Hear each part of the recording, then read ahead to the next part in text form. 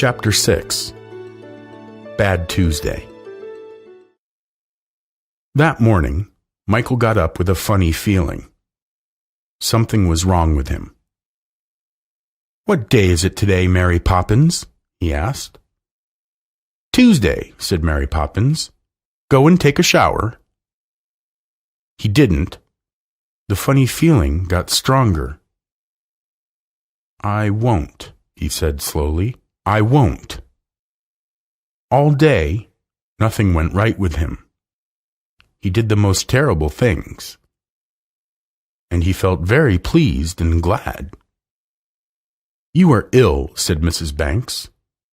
"You will have some medicine." "I'm not ill," said Michael. "I don't want to be good." Suddenly, Mary Poppins said to him, "You got out of bed the wrong side this morning." "I didn't," said Michael. "There is no wrong side to my bed." "Every bed has a right and a wrong side," said Mary Poppins. "Not mine. It's next to the wall." Both sides were wrong this morning. "Now, sir," said Mary Poppins, "let's go for a walk." When they were in the park, Michael saw a compass on the ground. "What is it, Michael?" Jane asked. "I won't tell you," said Michael.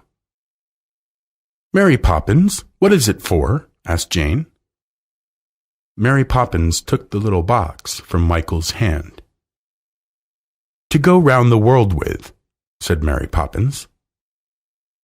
"What an idea," said Michael. "It is not a ship. This little box can't take you round the world."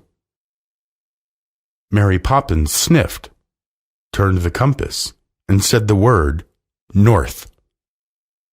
Suddenly, it got very cold, and the wind was very strong.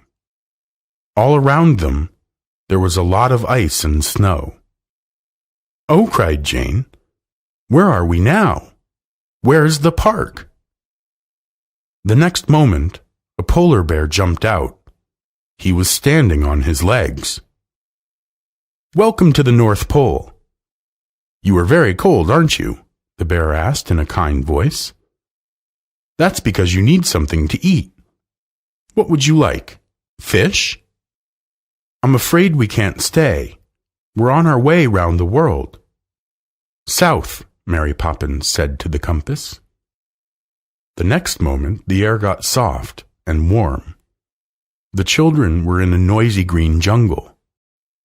"Welcome," said a large parrot. "Can you help me, Mary Poppins? My wife's out, and I'm so tired sitting on the eggs." "Well, stay here and I can get some sleep. Do, Mary Poppins, and I'll get you some bananas." "I'm sorry, but we are on our way round the world," said Mary Poppins. Jane and Michael wanted to try some tropical fruit, but Mary Poppins said, "East." Again, the world went round and round, or they went round and round the world. Now, they were among bamboos. A big black animal with white spots was sleeping on the ground. It was a panda in its own home, and not in a zoo. The panda opened one black eye.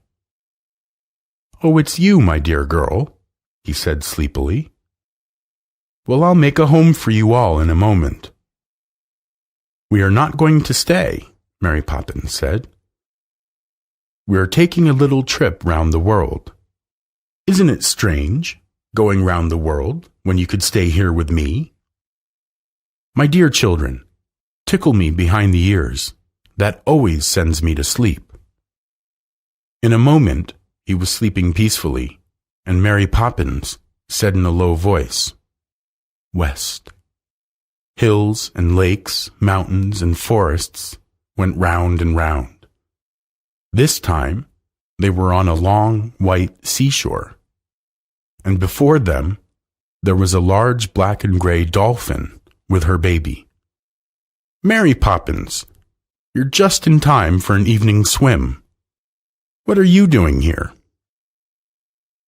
"Oh, Amelia, we are just going round the world," said Mary Poppins. "Well, now for a meal. What would you like?" Amelia smiled at Jane and Michael, showing her white teeth. "Thank you, Amelia, but we must be at home in a moment," said Mary Poppins. "What kind of visit is that? Next time you must stay for tea, and we'll all sit together on a rock and sing a song to the moon." Amelia got very sad. "That will be lovely," said Jane and Michael. "Well, bye-bye then." "Bye, Amelia," Michael and Jane cried. "What are you doing, Michael?" The boy heard Mary Poppins' cold voice. The sea was not there.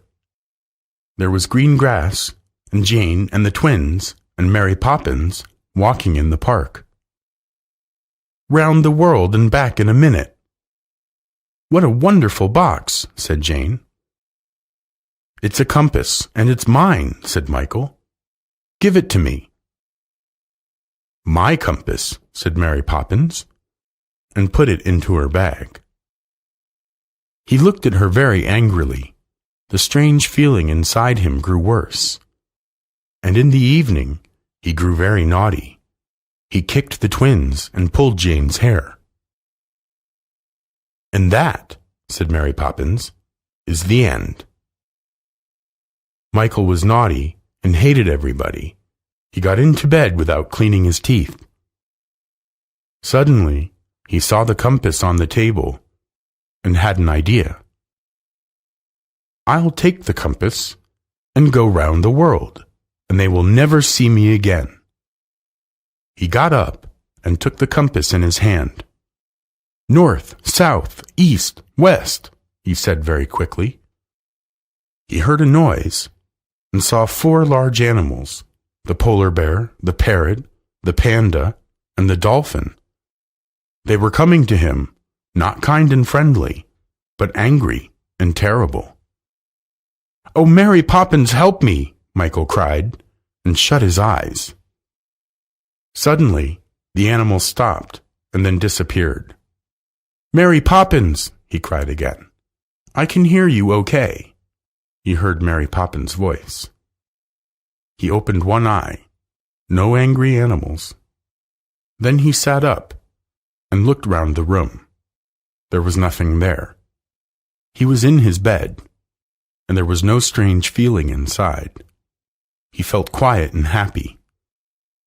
"What happened?" he asked Mary Poppins. "I told you that it was my compass." "Don't take my things, please," she said. Then she took the compass, put it in her pocket, and went out of his bedroom. She came back in some minutes with a cup of hot milk in her hands.